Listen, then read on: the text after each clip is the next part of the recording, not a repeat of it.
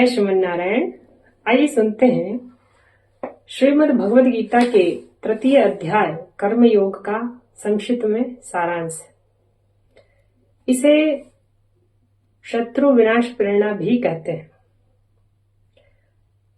यहाँ पर अर्जुन भगवान से पूछ रहे हैं कि हे कृष्ण, जब आपने बुद्धि को सकाम कर्म से श्रेष्ठ बताया है तो फिर आप मुझे इतने भयंकर कृत्य में क्यों लगा रहे हैं। मतलब भगवान उन्हें युद्ध करने के लिए कह रहे थे ना, तो वही वार्तालाप यहाँ पर हो रही है। आपके अनेकार्थी शब्द मुझे भ्रमित कर रहे हैं, मैं मोहित हो रहा हूं। कृपया करके मेरे लिए कौन सा रास्ता श्रेष्ठ है आप मुझे बताएं। अब भगवान श्री कृष्ण अर्जुन से कहते हैं कि देखो अर्जुन, जो व्यक्ति गहरी सोच वाले होते हैं, जो चिंतन करते हैं, मनन करते हैं, वे लोग ज्ञान मार्ग को अपनाते हैं। और जो कर्म करने वाले हैं वो कर्म योग से कर्म करते हैं, कर्म योग अपनाते हैं। दोनों ही स्थिति में कर्म तो करना ही पड़ता है। हर प्राणी को कर्म तो करना ही पड़ता है। हर प्राणी कर्म में प्रवृत्त रहता ही है, हर समय हर क्षण। बिना कर्म किए तो आपके शरीर का निर्वाह भी नहीं हो सकता। इसलिए हर स्थिति में कर्म तो करना ही पड़ता है। और प्रकृति के 3 गुणों के अधीन होकर ही मनुष्य कर्म करता है। प्रकृति खुद ब खुद कर्म करती है, लेकिन मनुष्य को लगता है कि वो ही करता है। और वो ऐसा क्यों लगता है उसे? अज्ञानता के कारण। उसे ऐसा लगता है अहंकार के कारण कि मैंने किया, मैं कर रहा हूं, मेरे द्वारा ये सब हो रहा है। तो वो अहंकारवश ऐसा सोचता है, जबकि प्रकृति के द्वारा ही सब कार्य होते हैं। जो व्यक्ति अपने कर्मेंद्रियों को वश में कर कार्य करता है, कर्मेंद्रियों को तो वश में कर लेता है, लेकिन मन में विषय चलते रहते हैं, उनका चिंतन चलता रहता है, उनका विचार चलता रहता है, तो वो व्यक्ति दरअसल अपने आप को धोखा दे रहा है। वो व्यक्ति झूठा कहलाएगा।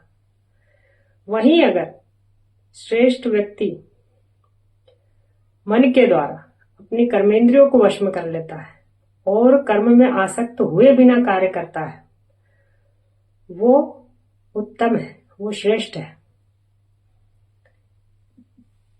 जब प्रजापति भगवान ब्रह्मा ने इस सृष्टि को रचा था, तो भगवान विष्णु की प्रसन्नता के लिए उन्होंने यज्ञ कर्म और मानव और देवताओं की उत्पत्ति करी थी।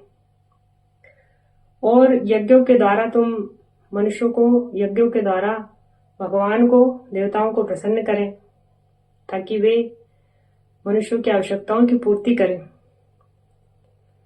भगवान प्रसन्न होंगे, देवता लोग प्रसन्न होंगे, तो वे मनुष्यों को भी प्रसन्न रखेंगे, प्रकृति भी प्रसन्न रहेगी। लेकिन जो लोग यज्ञ कर्म नहीं करते, भगवान को भोग अर्पण नहीं करते, भगवान के लिए कार्य नहीं करते, वे निश्चित तौर पर चोर हैं। खुद के लिए जीना, खुद के लिए ही खाना, खुद के लिए ही बनाना, खुद के लिए हर कार्य करना, ये तो पापमय जीवन है, व्यर्थ का जीवन है। जो भगवान के भक्त होते हैं वो भगवान को अर्पण करते हुए ही हर कार्य करते हैं और हर वस्तु, हर चीज भगवान को पहले अर्पित करते हैं, उसके बाद खुद उपयोग करते हैं उस चीज का। हर व्यक्ति, हर प्राणी अन्न पर आश्रित है और अन्न वर्षा से उत्पन्न होता है और वर्षा यज्ञ कर्मों से। वेदों में यज्ञ कर्मों का विधान है। जो व्यक्ति वेदों की बातें नहीं मानते, देखिए वेद जो है वो भगवान के द्वारा प्रकट हुए हैं। इसलिए अगर हम वेदों की बातें नहीं मानेंगे, उसमें जो नियत कर्म है वो नहीं करेंगे, तो हमारा ये जीवन व्यर्थ है, पापमय जीवन है फिर ये। हम लोगों के लिए ही तो है ये सब, हमारे अच्छे के लिए ही तो है। जो लोग इनका पालन नहीं करते वे पशु तुल्य हैं। इसलिए अपना नियत कर्म करना चाहिए। अब यहाँ पर भगवान बता रहे हैं कि हे अर्जुन, मेरे लिए तो कोई भी नियत कर्म नहीं है, मुझे तो किसी आवश्यकता नहीं है किसी वस्तु की, न किसी चीज का अभाव है मेरे पास, फिर भी मैं अपने नियत कर्म करता हूं ना। भगवान अपने नियत कर्म करते हैं हम लोगों के लिए, मनुष्यों के लिए, हर प्राणियों के लिए, जीवों के लिए। भगवान बता रहे हैं कि अगर वे अपने नियत कर्म नहीं करेंगे तो जो मनुष्य उनका अनुसरण करते हैं, भगवान का ही तो हम लोग अनुसरण करते हैं, अगर भगवान अपने नियत कर्म नहीं करेंगे तो सब कुछ गड़बड़ हो जाएगा, संतुलन बिगड़ जाएगा पृथ्वी का। इसलिए यहाँ पर भगवान बता रहे हैं कि जो ज्ञानी होते हैं, जो श्रेष्ठ व्यक्ति होते हैं, जो महापुरुष होते हैं, उन्हें कर्म करना चाहिए, लेकिन बिना आसक्त हुए। भौतिक जगत में जो कर्म होते हैं, व्यक्ति उनसे ही, उन कर्मों के द्वारा ही इस भवबंधन से मुक्ति पा लेता है या फिर इस भवबंधन में बंध जाता है। महापुरुषों को चाहिए कि कर्म में आसक्त ना होते हुए भगवान को समर्पित करते हुए कर्म करें, ताकि सामान्य लोग भी उनका अनुसरण करें। यही सब बातें इसमें भगवान बता रहे हैं। जो व्यक्ति भगवान की बातों को नहीं मानते, उनके उपदेशों को नहीं समझते, जो उनका अनुसरण नहीं करते, वे पापमय जीवन जी रहे हैं, व्यर्थ का जीवन जी रहे हैं। अपने नियत कर्मों को करना चाहिए, अपने धर्म पर ही टिके रहना चाहिए, अपने कार्य को करते हुए, अपने धर्म में कार्य को करते हुए, अपने नियत कर्मों को करते हुए अगर हमसे कोई त्रुटि भी हो जाती है तो वो श्रेष्ठ है दूसरों के धर्म और कर्म में को करने से। दूसरों के धर्म में, दूसरों के कर्म को करने से अच्छा है कि अपने कर्म करते हुए, अपना धर्म निभाते हुए हमारी मृत्यु भी हो जाए तो वो श्रेष्ठ है। हमारे नियत कर्म हमें करना चाहिए, बिना लाभ हानि आकांक्षा, बिना मतलब स्वामित्व का भाव रखे कि मैं स्वामी हूं, मैंने किया, ये सब त्याग कर, अहंकार को त्याग कर, स्वामित्व के भाव को त्याग कर कर्म करना चाहिए। यहाँ भगवान अर्जुन को यही बता रहे हैं कि तुम अपने इस भौतिक जगत की जो बातें हैं, बंधन है, उससे मुक्त हो। सोच विचार मत करो इस तरीके से, लाभ हानि मत सोचो और युद्ध के लिए खड़े हो जाओ। अब अर्जुन भगवान से पूछते हैं कि हे कृष्ण, जब मनुष्य ना चाहते हुए भी, जब मनुष्य का जन्म होता है और जब वो इस माया के संसर्ग में आता है, अर्जुन ने पहले तो पूछा कि हे कृष्ण, मनुष्य ना चाहते हुए पाप कर्म में क्यों लिप्त हो जाता है? तो भगवान बताते हैं कि जो जीव है वो मेरा ही अंश है, जीव परमात्मा का ही अंश है, इसलिए वो शुरुआत में ऐसा नहीं होता, लेकिन जैसे ही वो माया के संसर्ग में आता है, प्रकृति के इन 3 गुणों के संपर्क में आता है, जिसमें रजोगुण की अधिकता अगर होती है तो उससे काम उत्पन्न होता है, और वो काम मनुष्य का शत्रु है। काम से क्रोध उत्पन्न होता है, क्रोध भी बहुत बड़ा शत्रु है, अहंकार उत्पन्न होता है, तो उस कारणवश वो पाप कर बैठता है। देखिए, मनुष्य की जो शुद्ध चेतना है, हर व्यक्ति के अंदर आत्मा शुद्ध ही होती है, चेतना शुद्ध होती है, हर व्यक्ति के अंदर होती है, हर आत्मा में होती है शुद्ध चेतना। लेकिन जिस तरीके से, जैसे अग्नि, जहां पर धुआं होता है वहां अग्नि होती है, लेकिन धुआं उसे ढक देता है,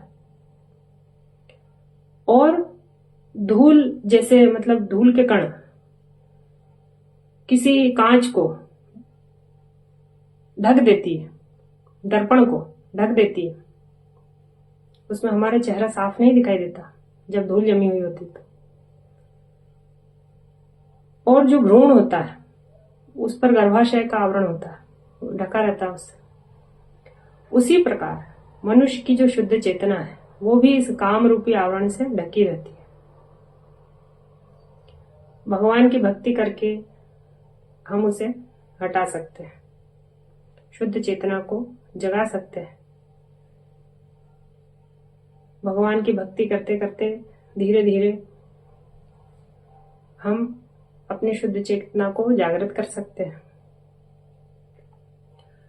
भगवान यहाँ पर यही बता रहे हैं कि अहंकार को त्याग कर, सारी अपेक्षाओं को छोड़कर और लाभ हानि के बारे में ना सोचते हुए तुमको कर्म करना है। अच्छा, अर्जुन को ये भी बताते हैं भगवान कि जो ये काम है वो कहाँ रहता है, उसका निवास स्थान कहाँ है? उसका निवास स्थान है मन, बुद्धि और इंद्रियां। इसमें ही छुपा रहता है वो शत्रु है और छुप कर रहता है और इनसे ही कार्य करवाता है। तो भगवान हमें बताते हैं कि इंद्रियों से बढ़कर मन है, मन से बढ़कर बुद्धि है और बुद्धि से भी बढ़कर आत्मा है। इसलिए आत्म साक्षात्कार बने और अपनी शुद्ध चेतना को जागृत करें। आत्मा के द्वारा ही हम ये सब कर सकते हैं। उसे भगवान में लगाएं, भक्ति में लगाएं। इस भौतिक संसार में इसके कर्म बंधनों से ना बंधे, कर्म करें, लेकिन इसी तरह भगवान यहाँ अर्जुन को कह रहे हैं कि हे महाबाहु, अपने आप को मन तथा बुद्धि से परे जानकर आत्म साक्षात्कार को स्वीकारो, भगवान की भक्ति के द्वारा स्थिर करो अपनी बुद्धि को और कर्म करो, युद्ध करो। ये था तृतीय अध्याय। मैंने बहुत संक्षिप्त में आपको बताया है, आप इसे पढ़ें। बहुत सारा है, बहुत अच्छा है। जितना समझे उतना कम है। हर बार कुछ ना कुछ नया सीखने को मिलता है। आप जितनी बार पढ़ेंगे उतना आपको कुछ ना कुछ नया इसमें मिलेगा।